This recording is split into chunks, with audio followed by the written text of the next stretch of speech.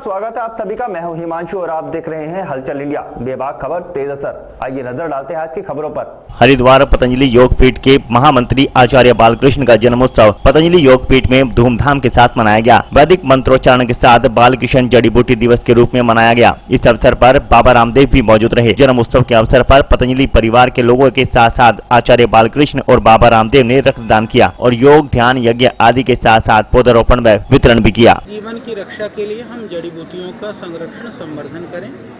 और अभी वर्षा का मौसम है, पूरे देश के सभी नागरिकों से, सभी भाई बहनों से हम आग्रह करते हैं कि प्रयास से जड़ी बूटियाँ लगाइए, प्रयास से योगाभ्यास प्राणायाम करिए, तो प्रयास से बीमारियाँ दूर भागेंगी। यदि आप जड़ी बूटियों के पास नहीं जाएंगे, योग का आश्रय नहीं लेंगे, तो फिर बीमारियों का आश्रय आप बनेंगे।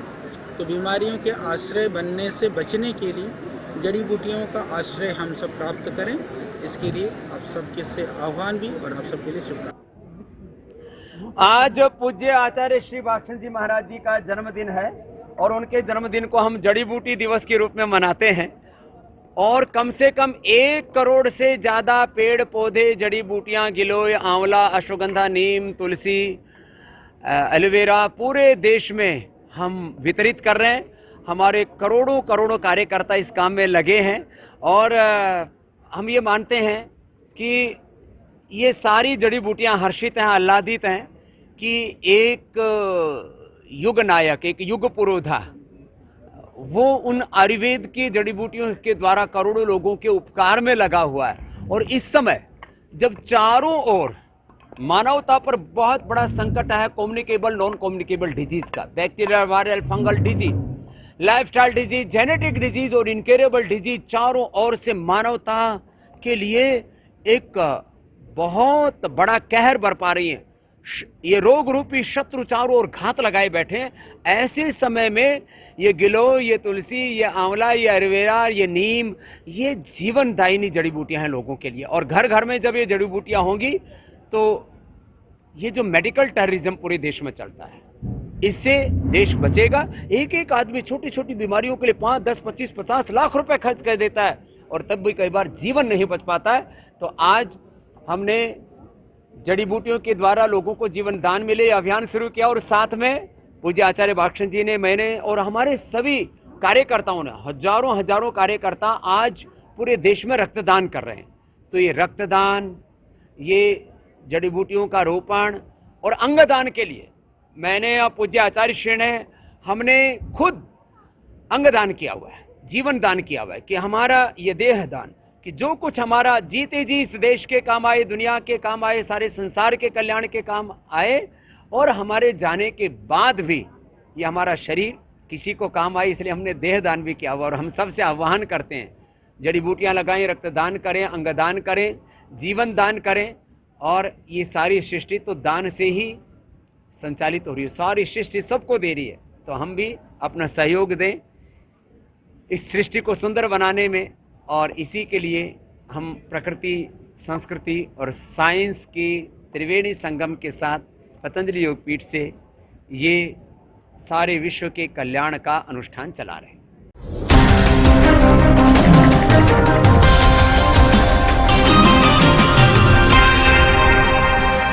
शामली में एक मुस्लिम दंपत्ति व उसके 4 बच्चों ने धर्म परिवर्तन कर हिंदू धर्म अपना लिया। हिंदू धर्म अपनाने को लेकर दंपत्ति ने शामली कलेक्ट्रेट पहुंचकर अधिकारियों को एफिडेविट दिए हैं। दंपत्ति का कहना है कि 12 वर्ष पूर्व उनके माता पिता ने मुस्लिम धर्म अपना लिया था, लेकिन वह अब मुस्लिम धर्म में नहीं रहना चाहते, इसलिए वह हिंदू धर्म अपना रहे हैं। दरअसल आपको बता दें कि यह पूरा मामला जनपद शामली के कांदला थाना क्षेत्र के मोहल्ला रायजादगान का है। यहाँ के रहने वाले युवक राशिद का कहना है कि 12-13 वर्ष पूर्व उसके माता पिता मुस्लिम बन गए थे, लेकिन वह मुस्लिम नहीं बनना चाहते थे, इसलिए उसने अपना नाम राशिद से बदलकर विकास रख लिया है। राशिद उर्फ विकास ने बताया कि उसकी पत्नी मंजू देवी और उसके 4 बच्चों ने हिंदू धर्म में वापसी कर ली है। उसने बताया कि जब से माता पिता ने धर्म परिवर्तन किया था तब उन्हें समझ नहीं थी, लेकिन अब वह अपनी गलती को सुधारकर हिंदू धर्म में वापसी कर रहे हैं। राशिद उर्फ विकास ने बताया कि वह एसडीएम शामली से मिले थे, लेकिन उन्होंने यह कहकर उनकी मदद करने से इनकार कर दिया कि उन्हें इस मामले में जज के पास जाना पड़ेगा। राशिद उर्फ विकास ने बताया कि वह बिना किसी दबाव के अपनी मर्जी से हिंदू धर्म अपना रहे हैं। राशिद उर्फ विकास की पत्नी मंजू देवी का कहना है कि उनके सास व ससुर पूर्व में मुस्लिम बन गए थे, लेकिन वह अब मुस्लिम बने रहना नहीं चाहते।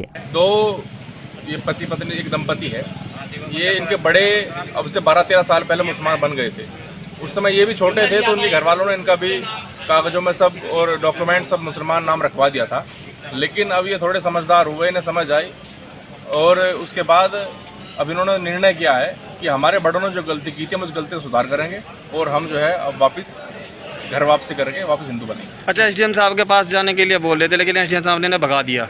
हाँ, मैं अभी यहाँ पे आया हूँ। एसडीएम साहब से इनकी कुछ बात हुई, मुझे पता चला। अब हम खुद जाकर अधिकारियों से बात करेंगे और उसके बाद जो भी हमें तय होगा आपको बताएं। जी एसडीएम साहब से मैंने जो हमारे बड़े थे तो मतलब वो मुस्लिम बने थे। अच्छा जी, अब हम जो अपनी गलती को सुधारना चाह रहे हैं, हम हिंदू बनना चाह रहे हैं वापस। अच्छा। एसडीएम से मिलने गए, एसडीएम ने ना कर दी। अच्छा, क्या कहा? उन्होंने कहा जज के पास जाओ कराने, हमारे पास में कोई जगह नहीं है। अच्छा, और मना। तो आपने कितने बच्चे हैं आपके? कब शादी हुई थी? शादी वो 9 साल हो गई। अच्छा, 4 बच्चे हैं। कहाँ रहते हो? कान में कौन से मोहल्ले में? राजा कलान मोहल्ला। तो अब क्यों ऐसा मना है कि भाई किसी का दबाव है, क्या है? दबाव वबाव किसी का कुछ नहीं है, दिल मर्जी है। अच्छा, अपने दिल का मालिक है। अपनी मर्जी से जी, अपने मर्जी। हिंदू धर्म अपनाना चाहते जी। हैं। बड़े क्या काम करते हैं? बजी सहसा तोड़ने कोल्लू कालू में लग जाओ, ये काम करते। मुझे धर्म अच्छा लगता है, मतलब अपने पुराना धर्म मुझे अच्छा लगता है पहले से ही।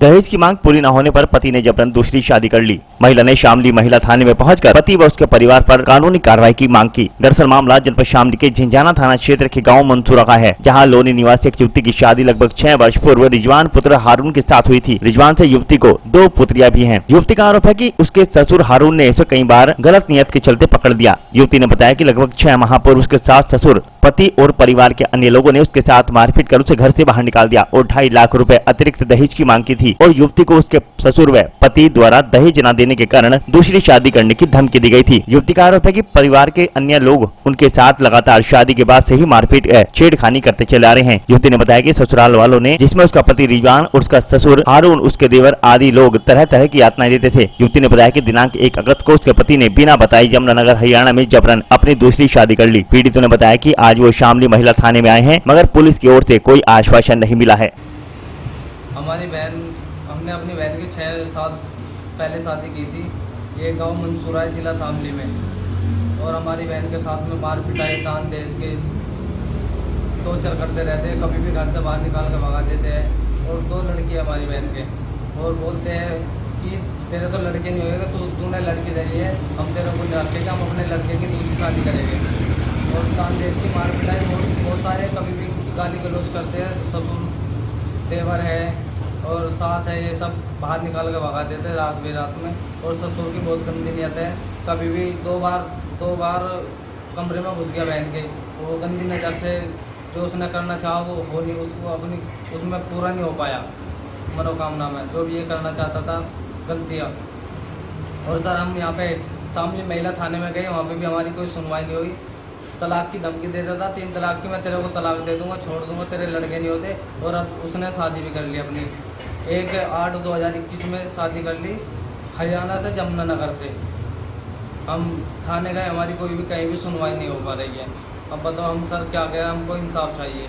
मेरे हस्बैंड की शादी सर, मेरी शादी हुई थी वहाँ मसूरे गांव में। मेरी शादी हुई हारून के लड़के से, और मेरे ससुर ने मेरे साथ ज़बरदस्ती की है, और मेरे देवर ने भी और जेठ ने भी, तासरे का लड़के ने, और ज़बरदस्ती मुझे घर से बाहर निकाल दी। उनको 2.5 लाख रुपए लाएंगे तो आ जा, नहीं हम नहीं रखेंगे तुझे। कब निकाल दी घर से? 11 तारीख को घर से बाहर निकाल देती। कितने महीने हो गए? 5 महीने हो गए सर। बच्चे कितने हैं आपके? 2 लड़की है। तो यहाँ आप थाने में आई थी, क्या जवाब दिया पुलिस वालों ने? पुलिस वालों ने कहा कुछ नहीं होगा, कोई वो नहीं करी, एक्शन कोई नहीं उठाया। बताया कि उसकी शादी होगी ना, वो शादी होगी तो वहाँ पर रहना पड़ेगा, ऐसे कोई रह जाता है। तो आपके बच्चों का कोई गुजर बसर का कोई सहारा है आपके पास? कोई काम है आपके पास? नहीं, मेरे पास कुछ नहीं है। कहाँ जाऊँगा? मेरी लड़की बुरान हो जाएगी, मैं मर जाएंगी। और क्या रो मत, बताओ क्या चाहती हो आप? मुझे इंसाफ चाहिए। मैं लड़की भी ना और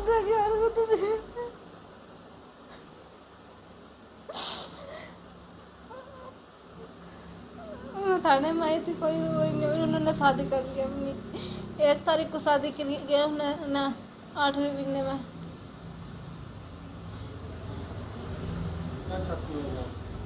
मुझे इंसाफ चाहिए। पुलिस ने क्या कहा? पुलिस ने तो कहा कुछ नहीं होगा।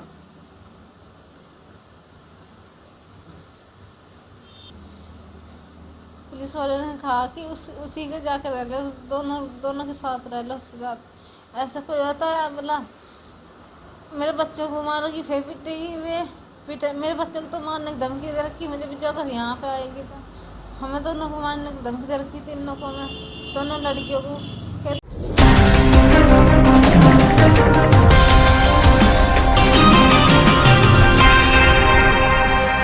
मुजफ्फरनगर जनपद के मीरापुर थाना क्षेत्र के गांव कुतुबपुर में मुंहपका व खुरपका की बीमारियां पशुओं में फैल रही हैं। कुतुबपुर गांव में पशुओं में खुरपका व मुंहपका बीमारी फैलने से पशु चारा नहीं खा पा रहे और न ही खड़े हो पा रहे हैं, जिससे ग्रामीण बेहद परेशान हैं। ग्रामीणों का आरोप है कि पशु चिकित्सालय के चिकित्सक फोन नहीं उठाते हैं और अस्पताल में दवाइयां भी नहीं है। पशुपालन विभाग द्वारा लाखों रुपए खर्च कर पशुओं को बीमारी से बचाने के लिए गाँव-गाँव जाकर पशुओं का टीकाकरण किया जाता है, लेकिन इस बार यह टीकाकरण अभियान शून्य होकर रह गया है। गाँव कुतुबपुर में पशुओं में खुरपका व मुंहपका बीमारी आ गई है। ग्रामीण रोहित ने बताया कि उसके साथ पशुओं में खुरपका व मुंहपका बीमारी आ गई है, जिससे उसके पशु सही तरह से खड़े नहीं हो पा रहे और न ही चारा खा पा रहे हैं। रोहित का आरोप है कि मीरापुर पशु चिकित्सालय पर तैनात चिकित्सक ग्रामीणों का फोन नहीं उठाते हैं। साथ ही आरोप है कि पशु चिकित्सालय में दवाइयां भी उपलब्ध नहीं है। चिकित्सक ग्रामीणों को पर्चे पर दवाइयां लिख कर दे देते हैं। पशु चिकित्सालय में दवाई नहीं मिलने के कारण ग्रामीणों में भारी रोष व्याप्त है।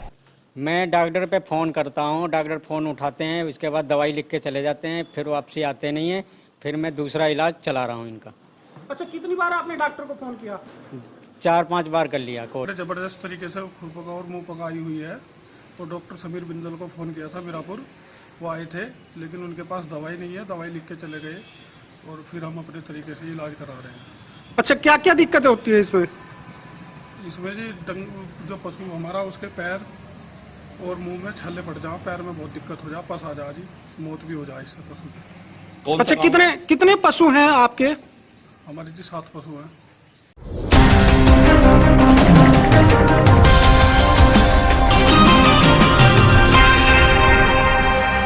मुजफ्फरनगर के जानसठ विकास खंड के गांव कैथोड़ा में आंगनबाड़ी कार्यकर्त्री द्वारा पुष्टाहार गर्भवती महिलाओं व बच्चों को नहीं मिल पा रहा। पुष्टाहार बाल विकास सेवा व पुष्टाहार विभाग द्वारा गांव में गर्भवती महिलाओं व 6 वर्ष तक के बच्चों के लिए आंगनबाड़ी कार्यकर्त्री द्वारा पुष्टाहार का वितरण कराया जाता है, लेकिन सरकार की इस योजना को सरकार के नुमाइंदे ही पलीता लगा रहे हैं। गाँव कैथोड़ा निवासी महिला भूरी का आरोप है कि गाँव में आंगनबाड़ी कार्यकर्त्री के द्वारा गर्भवती महिलाओं व बच्चों को पूरा पुष्टाहार नहीं मिलता। उसे अब तक मात्र 1 बार दाल मिली है। महिला साहिबा का आरोप है कि उसके 3 छोटे-छोटे बच्चे हैं। आंगनबाड़ी कार्यकर्त्री द्वारा उसके तीनों बच्चों को पुष्टाहार देते हुए फोटो खींचे जाते हैं, लेकिन पुष्टाहार मात्र एक ही बच्चे को दिया जाता है। महिला इसरत का आरोप है कि उसे मात्र 2 बार पुष्टाहार मिला है। आरोप है कि यहाँ पर घी भी नहीं दिया जाता। वहीं आरोप लगाया गया कि आंगनबाड़ी कार्यकर्त्री की शिकायत करने पर वह उनको पुष्टाहार देना बंद कर देती है। एक महिला का आरोप है कि जब कोई अधिकारी जाँच करने आ जाता है तो यह घर घर जाकर महिलाओं को बुला कर लाती है और जब अधिकारी नहीं होते तो लिस्ट में नाम नहीं होने की बात बताकर महिला को चलता कर देती है। 1-2 फेरे मिला, फिर ना मिला। अच्छा, क्या इस तरह का मामला भी है कि सामने राशन रख के फोटो खिंचवा लिया जाता है और बाद में राशन नहीं मिलता? हाँ जी, 1 बार खिंचवाया था राशन रख के, फोटो फिर ना दिया राशन। अच्छा, घी वगैरह भी मिलता है नहीं यहाँ पर? नहीं, कुछ भी ना मिलता। नहीं, बच्चों को राशन नहीं देते, 1 बच्चों को दे, 2 बच्चों को छोड़ दें। अच्छा, आपके तीनों बच्चे छोटे ही हैं? हाँ, एक ये रहे 2, अरे गोद में। अच्छा, 2 गोद में। अच्छा, और यहाँ पे जानकारी मिली है कि आंगनबाड़ी कार्यकर्त्री द्वारा ग्रामीणों के सामने राशन रख के फोटो खिंचवा ले जाता है और बाद में ग्रामीणों को राशन नहीं दिया जाता। हाँ, ऐसे ही करे हैं। 1 बच्चों को दे दे, 3 बच्चों का नाम लिखना है, 1 बच्चों को राशन देवे, बाद में फोटो खींच के। 1 ही दफा मिला रे दाल मिली बस, और कुछ नहीं मिला? नहीं, 1 ही दफा मिला, कुछ नहीं मिला। कुछ नहीं मिला? नहीं, दाल मिली बस। अच्छा, इसके बारे में आपने शिकायत नहीं की किसी से? नहीं, पता ही नहीं था, इसलिए करी ना।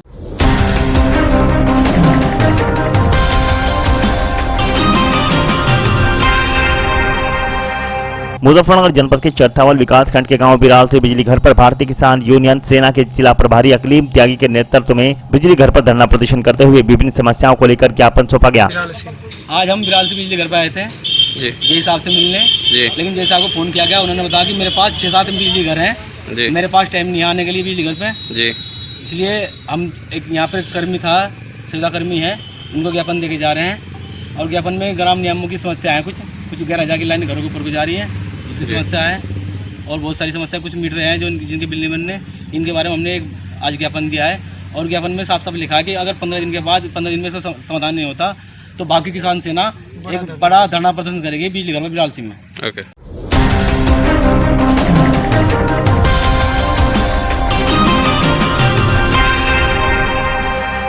मुजफ्फरनगर जनपद के चरथावल थाने की हिंडन पुलिस चौकी इंचार्ज मोहित तेवतिया के स्थानांतरण होने पर थाना प्रांगण में विदाई समारोह का आयोजन किया गया। विदाई समारोह में थाना प्रभारी एमपी सिंह व स्टाफ द्वारा चौकी इंचार्ज मोहित तेवतिया को फूल मालाएं पहनाकर व मिठाई खिलाकर भावभीनी विदाई दी गई। दरअसल मुजफ्फरनगर जनपद की चरथावल थाने की हिंडन पुलिस चौकी इंचार्ज मोहित तेवतिया के थाना तितावी पर स्थानांतरण होने पर चरथावल थाना प्रांगण में विदाई समारोह का आयोजन किया गया, जिसमें थाना प्रभारी महेंद्र पाल सिंह सहित समस्त स्टाफ द्वारा भावभीनी विदाई दी गई। थाना प्रभारी महेंद्र पाल सिंह ने कहा कि मोहित तेवतिया एक बहुत ही मिलनसार स्वभाव के उप निरीक्षक रहे। वह एक समाज सेवी की भांति गरीबों की मदद करने के लिए सदैव तत्पर रहते थे। वह लोगों में बहुत ही लोकप्रिय हो गए थे।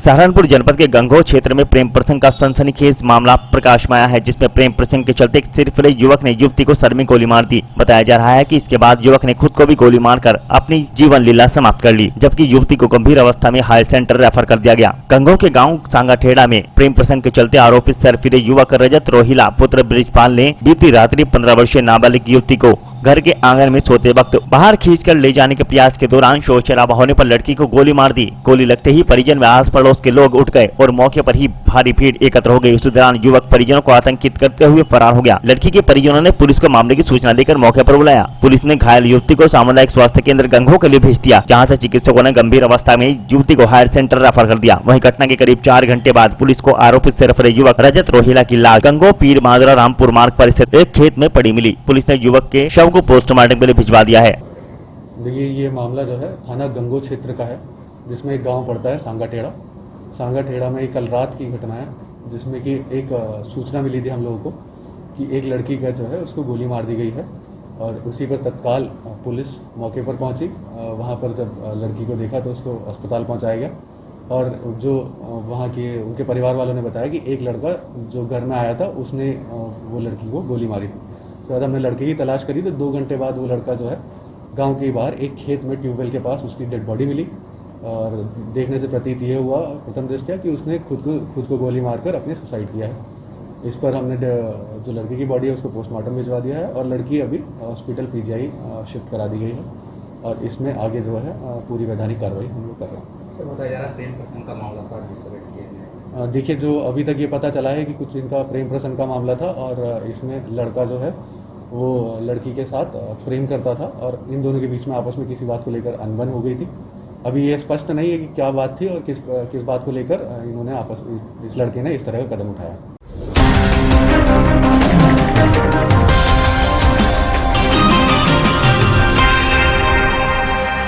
मुजफ्फरनगर के जानसठ कस्बे की धार्मिक संस्था श्री ज्ञानेश्वर सेवा दल जानसठ के द्वारा श्रावण मास के अवसर पर शिवरात्रि पर भगवान भोलेनाथ के जलाभिषेक के लिए धर्म नगरी हरिद्वार से गंगा जल मंगाकर आज व्यापारी बंधुओं में प्रत्येक प्रतिष्ठान पर गंगा जल वितरण किया गया। कांवड़ यात्रा स्थगित होने के कारण श्रद्धालु गंगा जल लेने हरिद्वार नहीं जा पा रहे। इसी को दृष्टिगत रखते हुए श्री ज्ञानेश्वर सेवा दल के द्वारा नगर के मुख्य बाजारों में आम जनमानस और व्यापारी बंधुओं को गंगा जल का वितरण किया गया। सभी ने इस कार्य की सराहना की। सेवा दल के अध्यक्ष रेशु गोयल ने बताया कि शिवरात्रि पर श्री ज्ञानेश्वर महादेव मंदिर पर भी सभी के लिए गंगा जल वितरण की व्यवस्था की गई है।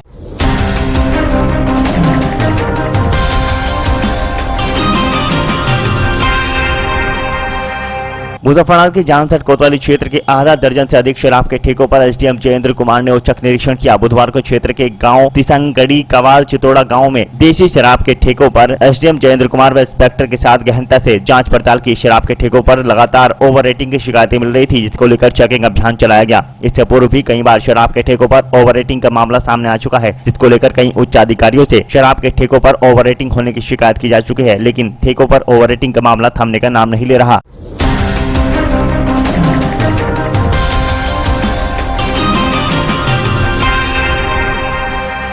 मुजफ्फरनगर जानसठ ब्लॉक परिसर में कृषि विभाग के द्वारा आत्मा योजना अंतर्गत किसानों की खरीफ गोष्ठी का आयोजन किया गया, जिसमें चंद किसान ही गोष्ठी में नजर आए, बाकी कुर्सियां खाली पड़ी रही। बुधवार को ब्लॉक परिसर में कृषि विभाग के द्वारा आत्मा योजना के अंतर्गत एक कृषि गोष्ठी का आयोजन किया गया था। कार्यक्रम का संचालन एडीओ एग्रीकल्चर लीलापत शर्मा के द्वारा और कार्यक्रम की अध्यक्षता ब्लॉक प्रमुख नरेंद्र सिंह के द्वारा की गई। कार्यक्रम में प्रमुख रूप से doctor Surendra Singh, doctor Sanjeev Kumar, Bharatveer, Rajeev Lamba, doctor Devendra Pal आदि प्रमुख रूप से मौजूद रहे। हालांकि क्षेत्र के किसानों को जानकारी का अभाव होने के कारण किसानों की उपस्थिति बहुत कम नजर आई। कृषि गोष्ठी में कुर्सियों पर 2-4 किसान ही बैठे नजर आए, बाकी कुर्सियां खाली पड़ी रही।